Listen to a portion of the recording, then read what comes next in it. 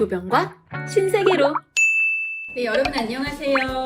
안녕하세요. 네, 반갑습니다. 여러분, 목요일 6시가 되었습니다. 오늘은 제 옆에 실눈캐 우리 류현우 변호사 함께 했습니다. 인사드릴까요? 네, 안녕하세요 여러분. 오랜만에 뵙습니다. 저는 신세계로의 류현주 변호사입니다. 네, 오늘 그리고 안녕하세요. 매번 귀찮게 해드리는데 친절히 응해주시는 직원분들 너무 감사합니다 해주셨는데 아유, 감사합니다. 이렇게 저희 애쓰는 걸 알고 계시고 이렇게 한마디 해주시는 게 저희한테 굉장히 큰 힘이 되거든요. 네, 웹툰이랑 매우 똑같이 귀엽고 예쁘게 생기셨어요 라고 하셨는데 저희 둘 다 그죠? 네. 싱크로율이 높다고 많이들 그러시더라고요. 네. 오늘 저희가 준비한 도넛은 아주 그냥 크림이 아주 많은 달달달달 단. 네, 저는 피넛버터 도넛이고요. 우리 류현주 변호사는 저는 아마 피스타치오인 것 같아요. 이게 올드페리 도넛이거든요. 그리고 오늘 저희 라이브 한다고 했더니 스토리에 질문이 많이 올라왔어요. 친정에서 빌려준 현금이 있는데 차용증은 당시에 안 썼습니다. 이혼 시 이거는 어떻게 정산하나요? 라고 하셨어요. 네, 이제 그 각자의 부모님께 받은 돈의 경우에 이제 증여인지 대여인지가 사실 많이 다투어지는 부분이에요. 그렇죠. 근데 차용증을 안 쓰셨고 이자를 지급하지 않으셨다면 사실은 증여로 판단될 가능성이 더 높긴 합니다. 그래서 이거를 채무로 봐서 전부를 빼는 건 어려울 수 있고 다만 전체적인 그 재산분할 기여도에서 고려는 될 수 있습니다. 네, 이게 친정에서 온 돈 자체에 대해서 지금 차용증이 없으면 좀 빌린 거라고 할 수는 없지만 기여도에서는 인정이 되니까요.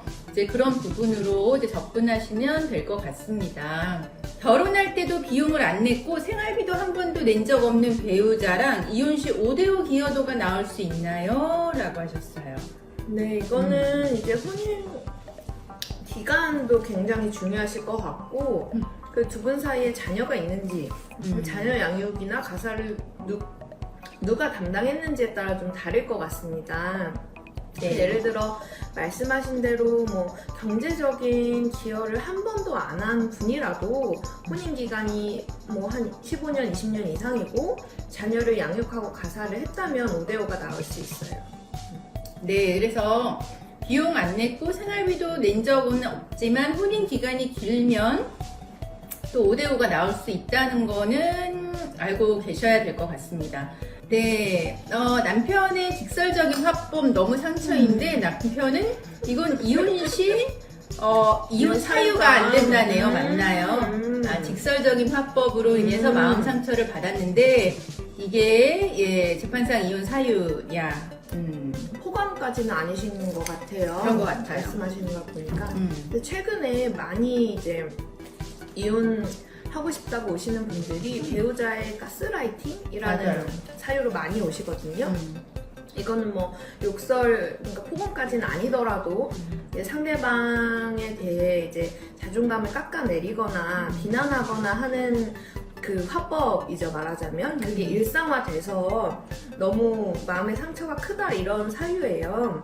네. 근데 이런 것도 정도에 따라서 이제 기타 혼인을 계속하기 어려운 사유로 인정을 받으실 수가 있습니다. 예. 결국 구체적인 정도가 좀 중요할 것 같아요. 네, 그래서 이런 거 이제 저희가 주장할 때 이제 증거도 이제 필요하니까요. 증거를 좀 모아 놓으시는 거는 필요할 것 같아요. 상대방이랑 주고받은 카톡이나 이제 서로 대화한 거 녹음이나 이런 거는 필요해 보입니다.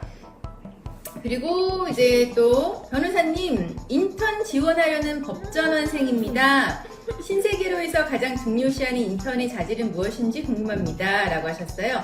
저희가 지금 이제 로스쿨에 그 겨울 학예, 동계 실무수습 인턴 모집을 하고 있거든요.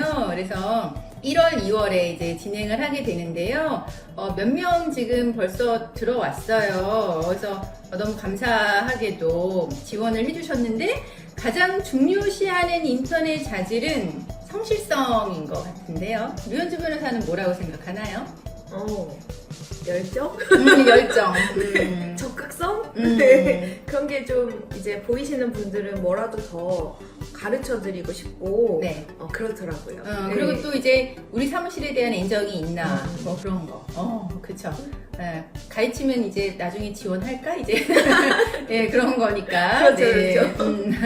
네. 그리고 사실 저희가 인턴 기간이 2주이긴 한데요. 지금 한 명씩 받아요. 2주에 한 명. 그리고 변호사 방을 주고 사실 제가 생각할 때는 우리 인턴 이 프로그램이 굉장히 잘 돼 있는 것 같아요. 저희가 진행한 재판 기록 물론 인적사항 다 지우고 보여주고 기록도 작성을 해보라고 하고 법정 견학도 하게 되고 또 나중에 이렇게 라방도 하면서 실전 연습을 하기 때문에 사실 최고의 그 인턴 프로그램 아닌가 하는 생각은 듭니다. 폭언으로 다툼이 있었고 전업주부인 저는 경제적인 괴롭힘을 받고 있어 알바를 하러 면접 보려고 얘기했다가 온건 욕을 먹었다. 이제 이 이야기 같아요. 애나 잘 키우려면서 면접 보러 가면 이혼이라고. 제가 끝내 너무 힘들다. 돈 벌겠다. 이혼하자 하니까 양육권은 제가 가진다라고 했더니 소송한다네요. 이혼을 제가 무슨 잘못을 했나요? 생활비를 안 줘서 이제 말하자면 알바를 하겠다라고 하니까 집에서 애나 봐라 이렇게 이야기를 한 거죠.